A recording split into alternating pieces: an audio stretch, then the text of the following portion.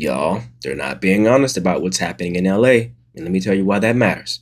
Because this isn't just about protests anymore. It's about creating a fake crisis to justify real authoritarian power. So here's what's actually going on.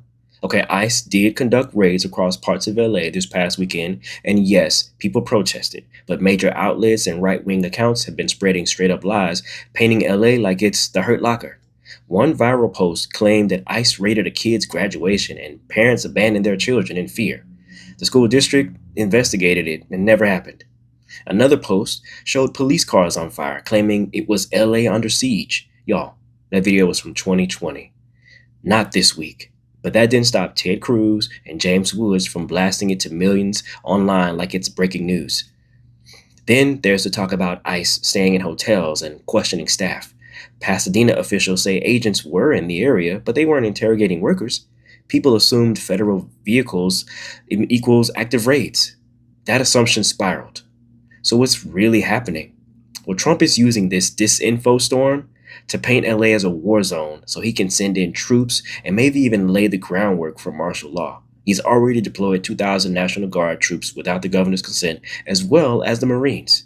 And while protests are largely contained to just a few blocks downtown, he and his people are hyping it like the whole city is burning. This ain't about public safety. This is about power, control, and the long standing vendetta against California, Gavin Newsom, and anyone who stands in his way. And then his son, Donald Trump Jr., just jumped in with a racist meme calling for vigilante violence against protesters. And here's the part they don't want you to notice. The whole thing in Paramount that kicked off the federal response, it all started because an assembly member saw a caravan of unmarked CBP vehicles and posted about it. People showed up just to protest that. It wasn't some random citywide riot. It was a specific reaction to a specific federal action.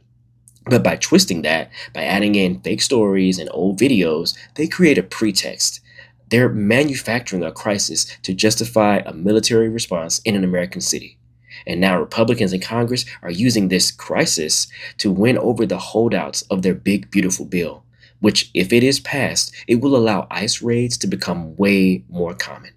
So the real question is, when they have to lie this hard to justify their actions, what does that tell you about their true motives?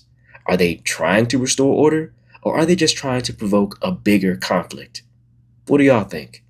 Stay loud, stay sharp, y'all.